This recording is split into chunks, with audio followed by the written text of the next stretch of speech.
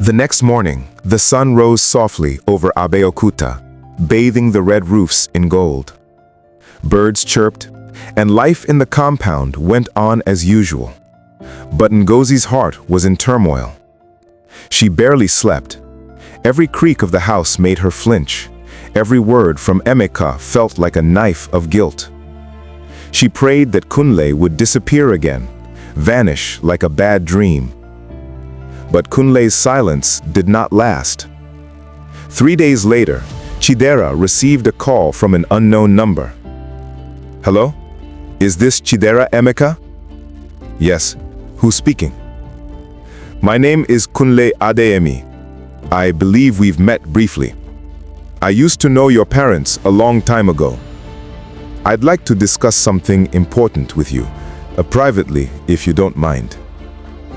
Chidera hesitated. The man's tone was calm but serious. Something in it sounded familiar, almost fatherly. Out of curiosity, he agreed to meet the next day at a cafe near Olumo Rock.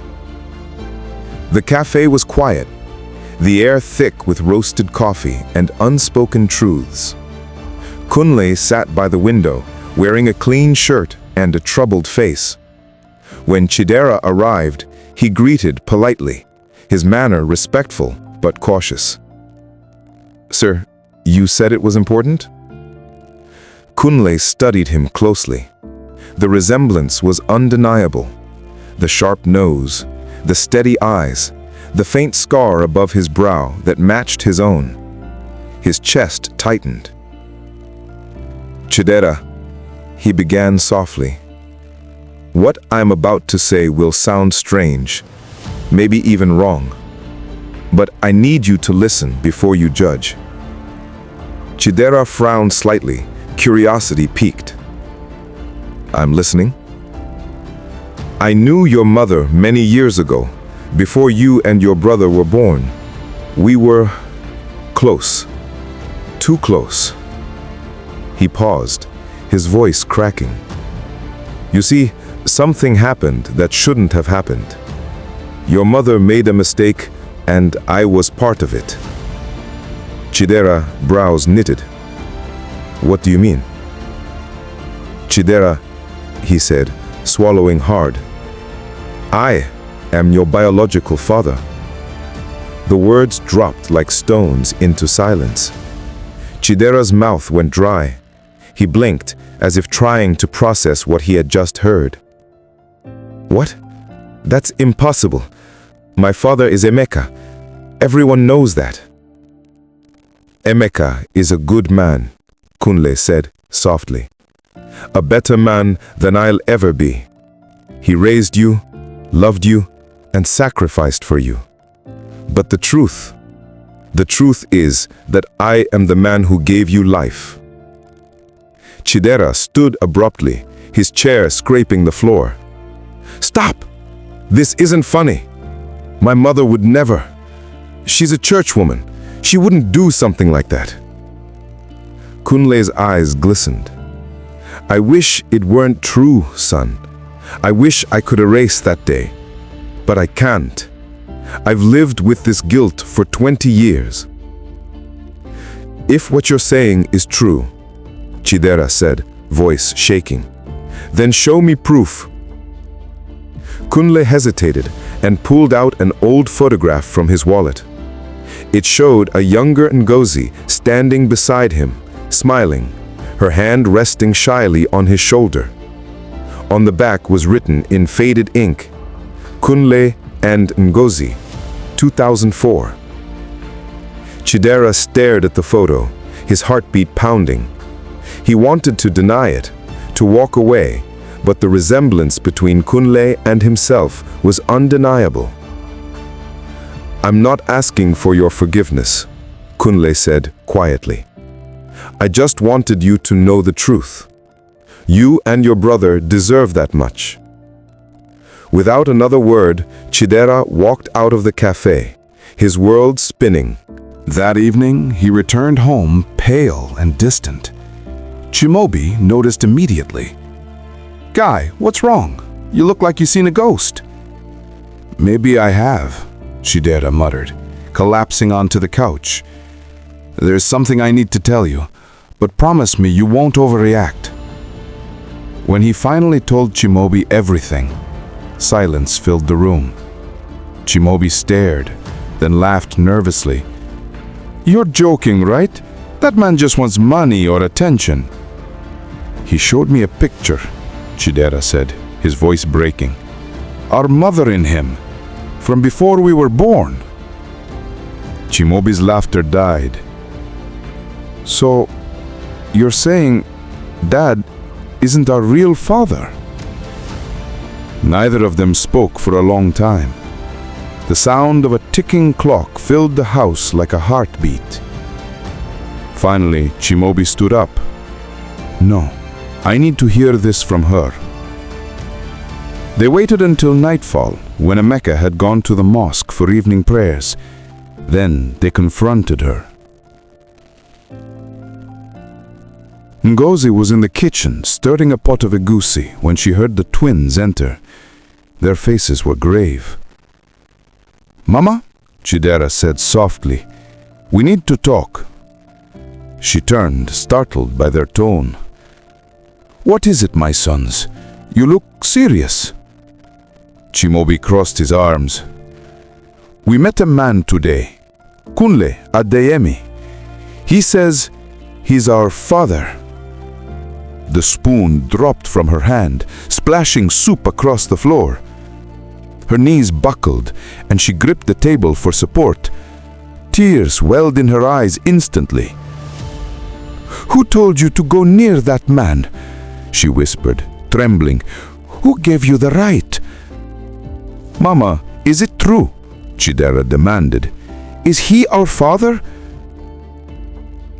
Silence. Ngozi's lips trembled. She opened her mouth to speak, but no words came. The weight of 20 years crushed her. Finally, she nodded slowly, tears streaming down her cheeks. "Yes, it's true," she whispered. The room went still. The twins froze, disbelief etched on their faces. "How could you?" Chimobi cried. "Dad gave up everything for us. He suffered for us. And you—" His voice cracked. "You let him believe a lie?" Ngozi fell to her knees, sobbing. "I was lonely. Your father abandoned me emotionally. I made a terrible mistake, one that has haunted me every day of my life. But I never stopped loving him, or you." "You lied to him for 20 years, Chidera said quietly. "You lied to us." "I did it to protect you, to protect our family." The front door creaked open. Emeka's voice came from the corridor. "Protect who?" All three froze. Emeka stood at the door, his face pale, his hands trembling. He had heard everything. Ngozi turned slowly, eyes wide with terror. "Emeka," she stammered, "please, I can explain." He stared at her in silence for a long moment. Then his voice came, low and broken. "Explain. What is there to explain? I heard enough." He looked at the twins, his eyes glistening. "So, it's true. You're not mine." No one answered. The silence was answer enough. Emeka took a deep breath, as if struggling to stay upright. He stepped back, clutching his chest. He whispered, "I gave you everything. Everything." Then he turned and walked out of the house, leaving behind a heartbreak that would not be mended easily. Ngozi collapsed to the floor, wailing. The twins stood frozen, their hearts torn between anger and pity. Outside, the night swallowed the sound of her cries. That night, The wind over Abeokuta howled like a spirit in mourning. The moon hid behind clouds as if ashamed to witness the pain that had erupted in the Emeka household. Ngozi wept until her throat burned. Her sons sat in silence, their hearts heavy with confusion and regret.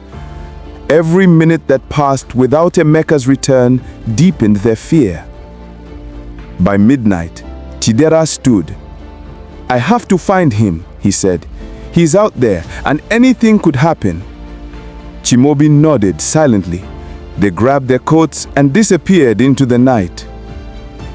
They found their father hours later, sitting alone by the roadside near the old railway tracks, his eyes distant. An empty bottle of palm wine lay beside him. The twins approached slowly. "Papa," Chidera said softly, "please come home." Emeka didn't look at them. He kept staring at the dark horizon, his voice trembling. "Home?" he muttered. "Which home? The one I built on lies? The one where my sons call another man father?" Chimaobi knelt beside him. "You'll always be our father, the man who raised us, taught us, loved us. That's the only father we know." Emeka's eyes filled with tears.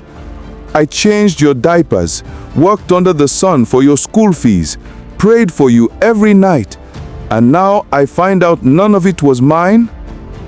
He wiped his face roughly and stood. "Go back to your mother. I need time." They wanted to argue, but the pain in his voice silenced them. He walked away slowly, his shoulders heavy with heartbreak. Days turned into weeks. The house that once echoed with laughter now reeked of sorrow. Emeka had moved into a small rented room near his workshop, refusing to speak to anyone. Ngozi tried calling, sending food, even begging through the pastor, but he wouldn't respond. Every night she prayed on her knees, tears staining the floor. "O Lord, I have sinned against you, against my husband, against my children, but please don't let this family die because of me." The twins stayed close to her, but even they struggled. They were angry, not just at her, but at fate. The revelation had robbed them of innocence. One afternoon, Kunle came to the house again. The moment Ngozi saw him, she flinched. "Why are you here?" she demanded bitterly. "Haven't you done enough?" "I came to make things right," he said quietly. "I didn't mean for it to destroy your home. You should have left the past buried. Now my husband hates me. My sons are broken. Was this your way of healing your guilt?" Kunle looked down. "Maybe I was selfish, but truth has a way of demanding its due. Still, I'll take responsibility if I must." "Responsibility?" she laughed bitterly. "You can't fix this. You can't buy back 20 years. Kunle sighed deeply, then handed her an envelope. "I opened a trust account for the twins. Their future shouldn't suffer because of our mistakes." He turned to leave, but Ngozi stopped him. "Kunle," she whispered, "pray for me. I no longer know how to face the man I wronged." Kunle nodded and walked away slowly, leaving her in tears. 2 months later, the pastor of their church intervened. He visited Emeka personally, sitting with him beneath the shade of an old mango tree. "Brother Emeka," the pastor began gently, "God tests us in strange ways, but remember, those boys are yours in every way that matters." "They are not my blood," Emeka said bitterly. "Every time I see their faces, I see betrayal." "And yet you loved them before you knew," the pastor replied. "Was that love false? Did it vanish because of a truth you didn't know yesterday?" Emeka was silent. "A father isn't just a man who plants a seed. It's the one who waters it, nurtures it, and watches it grow. You've been their father since their first breath. That truth is stronger than biology." Emeka bowed his head. For the first time in weeks, tears flowed freely. But how do I forgive her? Forgiveness isn't forgetting, the pastor said softly. It's choosing to heal. If you don't forgive, bitterness will destroy the good you once built. The word sank into his heart like gentle rain on dry soil. That evening, Emeka returned home quietly. The sound of his footsteps made Ngozi freeze in the kitchen. When she turned and saw him standing there, her knees gave way and she fell to the floor, sobbing uncontrollably. "Emeka, please, I don't deserve you. I failed you." He looked at her for a long time, his eyes weary but no longer angry. "You did fail me," he said quietly, "but I also failed you. I left you lonely. I pushed you away. Maybe if I had loved you better, none of this would have happened." She looked up, stunned. You're forgiving me?" "I'm trying," he said softly, "not because you deserve it, but because peace deserves a chance." He helped her to her feet. They stood there for a moment, years of pain and silence melting into quiet understanding. The twins entered the room, hesitating when they saw their father. Emeka turned to them and spread his arms. "Come here, my sons." They rushed to him, and he held them tightly. Tears flowed freely, but this time they were healing tears. "You are my sons," he said firmly. "No secret can change that." Ngozi cried harder, whispering, "Thank you, my husband." For the first time in months, the house felt alive again. Months later, the family gathered at church for a Thanksgiving service. The pastor spoke about truth, forgiveness, and the grace of God. As the choir sang, Emeka and Ngozi held hands. Kunle sat quietly at the back, tears in his eyes, knowing his chapter in their story was closed, but that peace had finally been restored. After the service, Emeka walked over to him. "Kunle," he said, extending his hand, "you hurt me deeply, but I've realized anger won't heal us. Thank you for doing what you thought was right." Kunle nodded, humbled. "You are a good man, Emeka. I will carry that lesson forever." They shook hands, a gesture heavy with pain, but also with redemption. Years passed. Chidera got married. Chimaobi started his own company. They both cared for their parents with deep love and respect. Whenever they told their story, they spoke of truth not as a curse, but as a teacher. Ngozi aged gracefully, her eyes softer, her voice gentler. She often told younger women in church, "Never let loneliness push you into sin. One moment of weakness can destroy a lifetime of peace. But if you fall, don't hide. Confess early. Seek forgiveness. Secrets grow heavier with time." And Emeka, now older and wiser, would smile and add, "Forgiveness doesn't erase pain, but it allows love to breathe again." And on a quiet evening years later, Ngozi sat outside watching the sunset, her grandchildren playing in the compound. Emeka sat beside her, holding her hand. "After everything," she said softly, "you still chose me." "Because love," he replied, "isn't about perfection. It's about endurance." They sat in silence, watching the sky burn orange and red, as if heaven itself was painting a final blessing upon their story. In the distance, church bells rang, clear and calm, echoing across Abeokuta, carrying the lesson of a family that had once broken, yet found strength in truth and forgiveness.